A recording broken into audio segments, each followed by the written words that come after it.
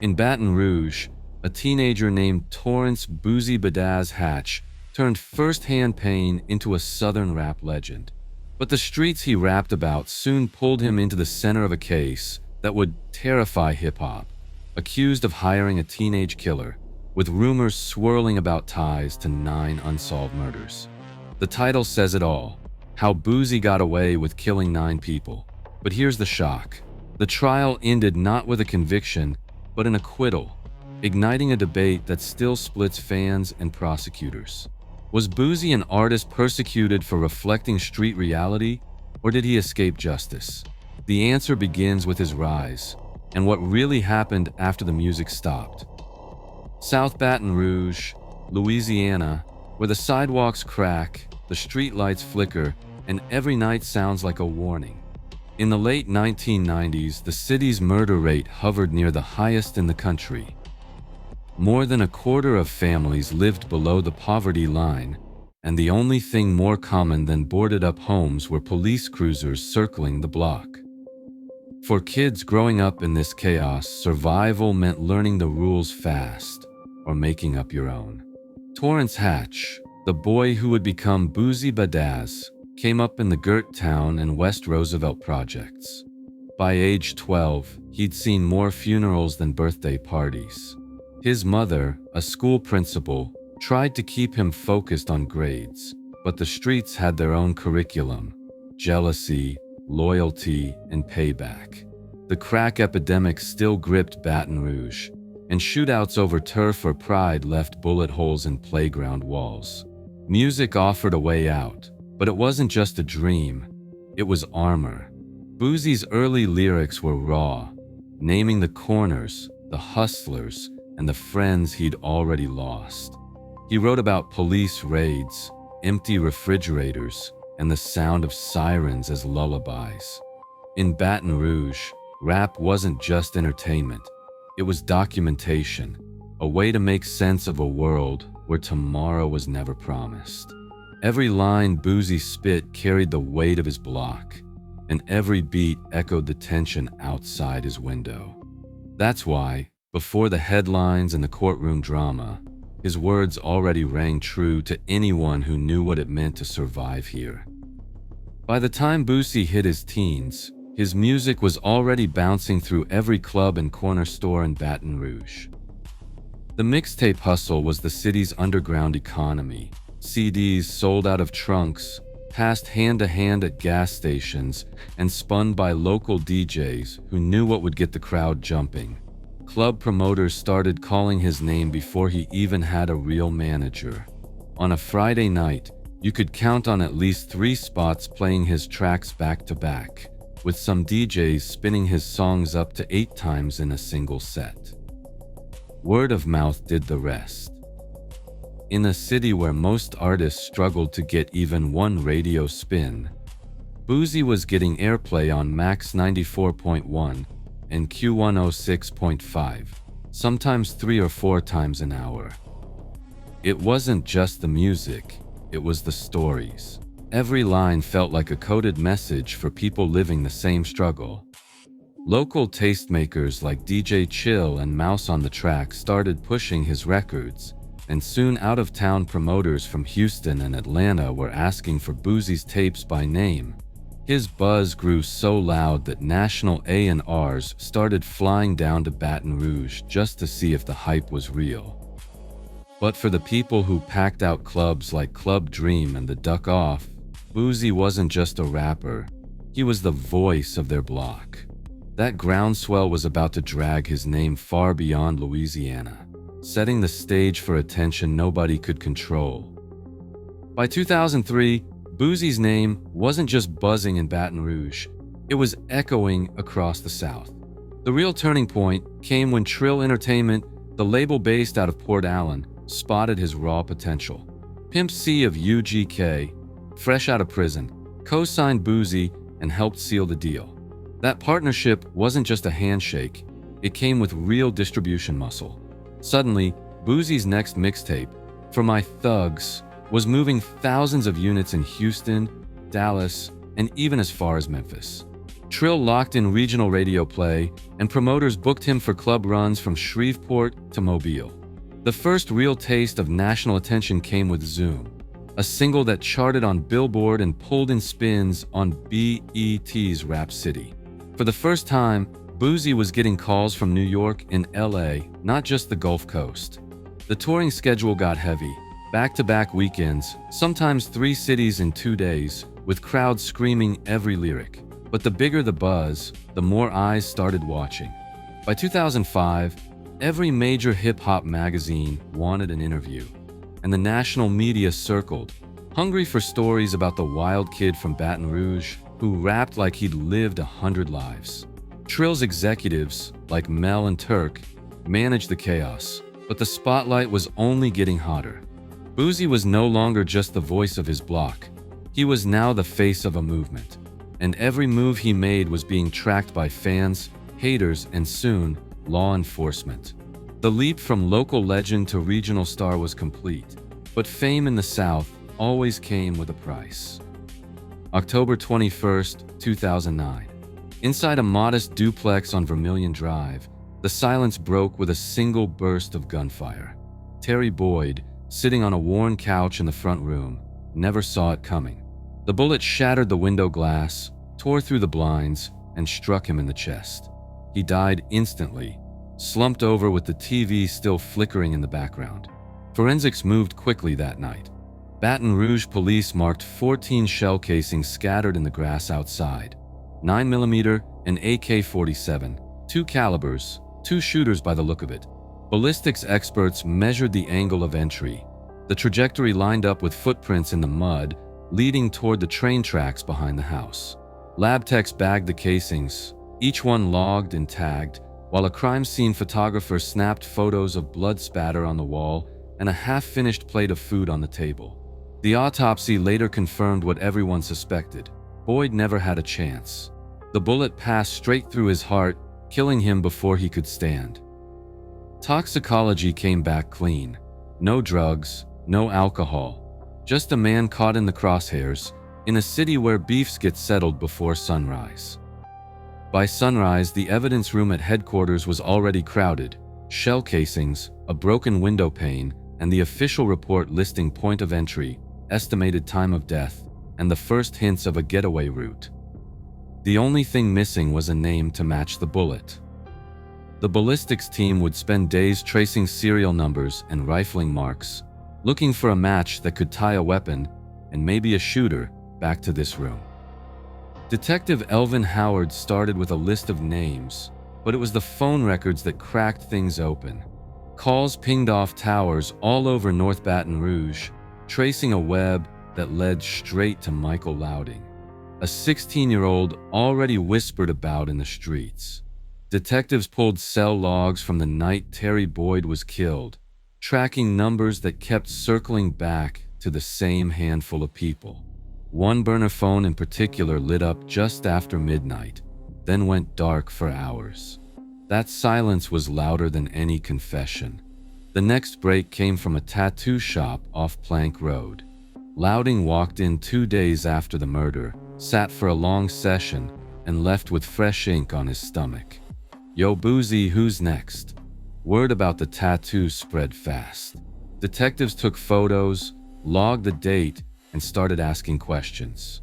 Why would a teenager brand himself with a message like that, days after a high-profile killing? The ink alone didn't prove anything, but it was enough to bring Louding in for questioning.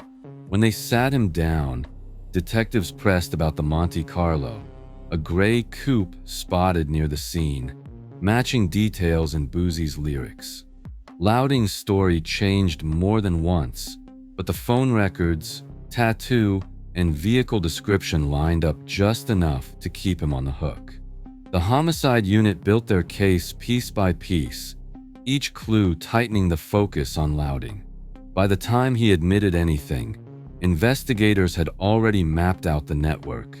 Every call, every car sighting, every rumor was logged, setting the stage for the next move, linking Louding's confession to a bigger name. 2 weeks after detectives logged the last piece of evidence, The East Baton Rouge District Attorney's Office made their move. The grand jury convened in a windowless room on the 3rd floor of the courthouse. A row of state's attorneys in pressed suits facing a jury of locals called in from every corner of Baton Rouge. On the docket, first-degree murder, the highest charge Louisiana law allows. The DA's lead, Hilar Moore, stood at the front, outlining the case with a stack of files, phone logs, confession tapes, and a copy of the Bill of Information, each page stamped and initialed. The state's argument rested heavily on Michael Louding's confession. The tape rolled for hours in the jury room, playing back the moment a 16-year-old admitted to pulling the trigger for money. Prosecutors pointed to the details: the payout allegedly delivered at Boosie's studio, the timeline of calls, and the tattoo that read like a challenge. They made it clear, this wasn't just about one man with a gun. They believed it was about orders, money, and a message sent through the city. Louding, still a juvenile in the eyes of the law, sat in an orange jumpsuit across the hall. His age complicated everything, but the DA's team pressed forward, treating him as an adult defendant. The grand jury listened, asked their questions, and by the end of the day, handed down the indictment. First-degree murder for both Louding and Boosie. With that, the case left the streets and entered the courtroom for good. The trial phase was set, and the stakes could not have been higher. Inside the courthouse, the prosecutors wasted no time laying out what they called their smoking gun. Digital footprints left behind in the studio. They brought in a computer forensics analyst, a quiet man in a suit who spoke in clipped sentences as he explained the process. According to his testimony, Boosie recorded lyrics for the song 187 on the night of October 20th, just hours before Terry Boyd was killed. He pointed to a timestamp embedded in the studio's audio files, 11:24 p.m., less than 2 hours before the first shot rang out on Vermilion Drive. The analyst scrolled through logs, showing file creation dates and session histories, each one stamped by the computer's internal clock. Then came the kicker. The prosecution claimed that, only 8 minutes after the shooting, Boosie was back in the booth, laying down vocals for another track called Body Bag. The forensics expert said the session file for Body Bag was created at 12:41 a.m., barely enough time for word of the murder to spread. The lyrics themselves were dissected in court. Phrases like, "Put that expletive brains on the wall and tell him it's from Boosie," each one read aloud, each one timed to the minute. To drive it home, prosecutors argued that this wasn't coincidence. They said the digital evidence proved Boosie was not just rapping about violence, but documenting it in real time. The timeline was tight, the words explicit, and the technology, they claimed, left no room for doubt. But as the analyst stepped down, the air in the courtroom grew heavier, because the defense was about to challenge every single bite. Jason Williams, a defense attorney with a reputation for sharp cross-examinations, wasted no time tearing into the state's digital evidence. He stood in front of the jury, holding up a printout of the studio's session logs. The prosecution's tech expert had claimed the computer's timestamp placed Boosie in the booth minutes after Terry Boyd's murder, but Williams saw it differently. He asked the analyst, point blank, if he'd personally checked the studio computer's clock against official time. The answer, no. Williams pressed further, pointing out that any studio engineer could have changed the system clock, intentionally or by accident. One wrong setting, he argued, could throw the whole timeline off by hours. The prosecution's case leaned hard on the idea that Boosie's lyrics matched the murder's timing. Williams countered that the files could have been resampled, old verses loaded into a new project, making it look like they were recorded that night. He asked the expert if he'd found any proof the lyrics were brand new, or if they just appeared that way because of how the files were handled. Again, the answer wavered. Williams then shifted to chain of custody. He grilled the detective on whether the studio hard drive was ever left unattended and whether every transfer was logged. The detective couldn't account for every second. Jurors watched as Williams drew a line between the prosecution's story and the actual facts. He showed that without a rock-solid timeline, the digital evidence was just one version of events, one that could be manipulated, misunderstood, or simply wrong. The courtroom grew tense as doubt crept in, and the judge began to weigh which evidence would even be allowed before the jury. Judge Mike Irwin presided over a courtroom where every word carried weight, and every objection threatened to tip the scales. Before the jury could hear a single lyric, Irwin made it clear: this trial wasn't going to turn into a referendum on rapey music. Prosecutors pushed to play entire tracks, arguing that Boosie's verses spelled out motive and method. But Irwin drew a hard line. Only 3 terms from the song, 187, 187, Merc, and Cake, would be allowed, and only because they directly echoed the language used in the state's theory of the crime. Anything more, he ruled, risked poisoning the jury with prejudice instead of proof. The defense team pressed for even tighter restrictions, filing motion after motion to suppress lyrics and studio evidence altogether. They argued that letting the jury hear more would be like putting Boosie's whole life on trial, not just the facts of October 21st. Irwin listened, weighed the arguments, and sided with caution. No extended verses, no deep dives into Boosie's catalog, just those 3 words, and only when tied to the evidence already on record. Even then, a court-appointed expert had to explain the slang, so jurors wouldn't mistake street talk for confession. These rulings shaped everything that followed. The jury would never hear the full songs prosecutors claimed were written in blood. They would see only a narrow slice of Boosie's art, stripped of context, limited to the lines the court found directly relevant. By the time both sides rested, the evidence set was locked. The rest, rumor, myth, and music, would have to wait outside the jury room.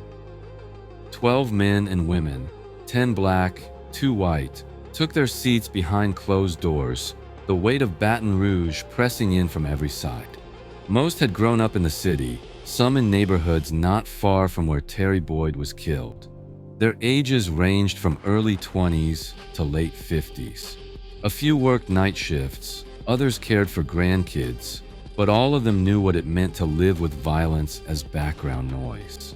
The court had screened them for bias, but everyone in that room had heard Boosie's name before, whether from mixtapes or the evening news. When the bailiff handed over the evidence packet, the room fell silent. Inside, photos of shell casings, a printout of studio session logs, and transcripts of Michael Louding's shifting statements. The jurors read through the paperwork, then looked at each other. Some shook their heads. They'd listened all week to Marlo Mike's confession, first pointing at Boosie, then backpedaling, then claiming police threats. The story changed with every retelling. One juror, a retired bus driver, spoke up. How can you trust a kid who can't keep his story straight? The digital evidence didn't land much harder. Studio timestamps, lyrics about Akays and Monte Carlos, but no clear proof the files were fresh or untouched. The forensics expert hadn't checked the computer clock, and chain of custody gaps left questions hanging. The judge's limits on lyrics meant most of Boosie's words were off the table anyway. The group took a vote, unanimous, not guilty. Less than 10 minutes after the door closed, the verdict was ready. Out in the hallway, reporters crowded for a statement, hungry for a quote. But inside that room, the logic was simple. The evidence didn't add up, and nobody was willing to send a man away on a maybe. The courthouse doors swung open at noon, and Baton Rouge felt like it stopped breathing. Word of the verdict raced through the city before the ink dried on the official paperwork. Reporters lined the steps, phones pressed to their ears, shouting updates to newsrooms as camera crews jostled for a better angle. By the time the first headline hit the web, Boosie acquitted in murder trial. It was already trending on social media from Atlanta to Oakland. Local stations interrupted regular programming. National outlets ran the story in bold. Rapper found not guilty after high-profile trial. Outside, crowds swelled, some wearing free Boosie shirts, some holding homemade signs, some just there to see history. Supporters hugged, screamed, and cried. A few fans dropped to their knees, hands raised, as if witnessing a miracle. Others pressed against the police barricades, hoping for a glimpse of Boosie or a word from his lawyers. Baton Rouge police kept a tight line, but the energy was wild, part celebration, part disbelief. Microphones caught every reaction.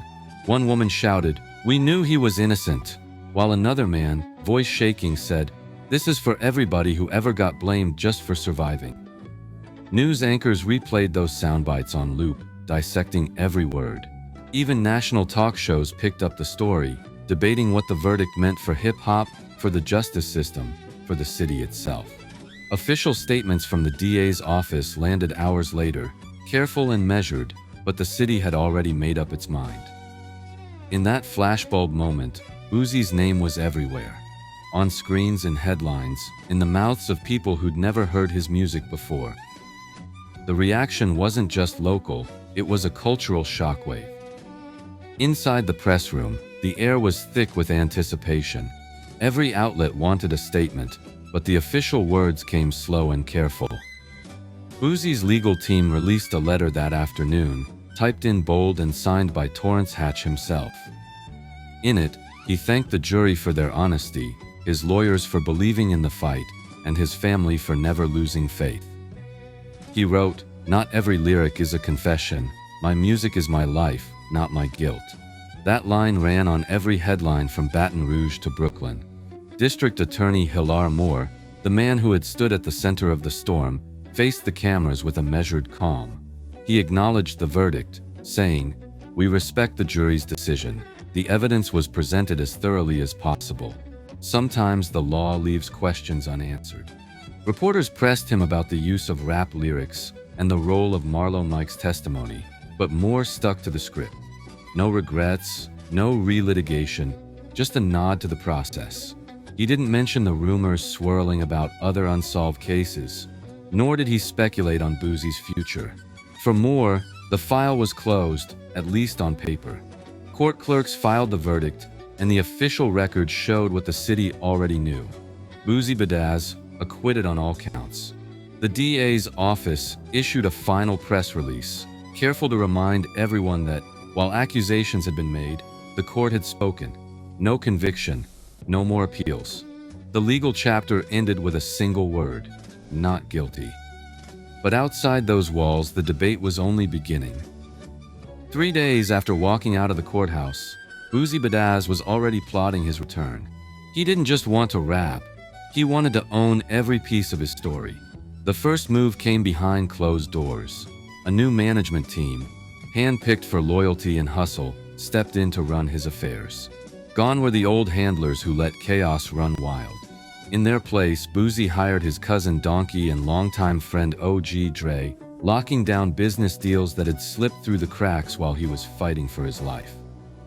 The phone never stopped ringing. Streaming platforms lined up with offers. Spotify, Apple Music, even Tidal wanted exclusive drops. Boosie inked a deal rumored to be worth low 7 figures, giving him full control over his masters and a cut of every play. The first post-trial album, Life After Death Row, dropped with raw, reflective tracks about betrayal, survival, and freedom. Songs like No Juice and I'm Still didn't just top Southern charts. They racked up millions of streams in the first month, with No Juice hitting over 10 million plays on Spotify alone. But Boosie wasn't just building his own brand. He expanded Badass Music Syndicate, signing local talent from Baton Rouge and New Orleans, and funding their mixtapes out of pocket. Merch sales spiked. Shirts, hats, and even custom free Boosie wristbands sold out at pop-up shops from Atlanta to Houston. Every move was calculated to turn courtroom drama into business leverage. By the end of 2014, Boosie's comeback wasn't just about music, it was a blueprint for survival, ownership, and resilience. The fans noticed, and soon their voices would become a movement all their own. By the summer of 2012, the words "Free Boosie" were everywhere. Spray painted on highway overpasses, printed on t-shirts, and hashtagged in millions of tweets. What started as a local chant outside the courthouse turned into a nationwide rallying cry. Fans in Atlanta, Houston, and Oakland organized candlelight vigils, while high schoolers in New Orleans wore homemade wristbands to class. Petition drives picked up steam online, with over 70,000 signatures collected in just a few weeks, all demanding Boosie's release. Social media analytics showed the hashtag trending in the top 5 across Black Twitter, outpacing even major news events. It wasn't just the fans lighting up the timeline. Rappers with platinum plaques, Webby, Lil Fat, Bun B, dropped support tracks and posted videos shouting out Boosie from studios and stages. Concerts in Memphis and Dallas turned into impromptu rallies, with crowds chanting his name between songs. Even artists who'd never met him wore Free Boosie hoodies on magazine covers, sending a message that went way past loyalty. Merchandise flew off the shelves: shirts, hats, and those iconic purple and gold wristbands, sometimes resold for triple the price on eBay. The movement turned into a business, but it was powered by something deeper: the idea that Boosie's fight was their fight too. For a generation raised on stories of injustice, his case became a symbol, proof that the streets could make noise loud enough to shake the system. Next came the ripple effect. The legal world started to notice, and the debate over art, evidence, and freedom picked up momentum. Law schools started using Boosie's case as a cautionary tale, one that put Baton Rouge at the center of a national argument about art, race, and justice. Legal scholars like Andrea Dennis pointed to the trial as proof that prosecutors could twist creative expression into evidence, even when the lyrics were written in a world where fantasy and fact bleed together. In more than 500 criminal cases since the 1990s, rap lyrics have been read into court records, but the scales rarely tip in favor of the artist. Most of those defendants look like Boosie: black, southern, and unapologetically raw. The debate only got louder after the verdict. Some called for new laws to protect artists, arguing that creative work should be off limits unless it directly describes a crime. Congress even floated the RAP Act, a bill that would force prosecutors to prove a lyric's connection to the facts before letting it near a jury. New York went further, passing a law in 2022 that makes it nearly impossible to use music as evidence unless it's tied to a specific act. Other states, like Louisiana, have no such shield, meaning what happened to Boosie could happen again, any day, to any rapper who puts pain on a beat. Emerging artists watched Boosie's trial with a mix of fear and defiance. Some doubled down, pushing boundaries in their verses, while others started second-guessing every line they wrote. Academics published essays on artistic profiling, warning that the courtroom was no place for poetry. Meanwhile, hip-hop kept evolving, with new voices refusing to let the law dictate their stories. The fight over lyrics in court became a litmus test for the genre, raising questions about whose stories get to be told and at what cost. For Boosie, the legal battle ended with a not guilty verdict, but the cultural debate is still wide open, echoing in every courtroom where a song might be turned against its creator. On May 11, 2012, after just 10 minutes of deliberation, a Baton Rouge jury found Boosie Badass not guilty of first-degree murder. The verdict closed a case built on the testimony of Michael Loudon, forensic evidence, and the prosecution's use of Boosie's lyrics, yet left lingering questions about the events of October 21, 2009. No physical evidence ever directly tied Boosie to the crime scene, and key testimony shifted under cross-examination.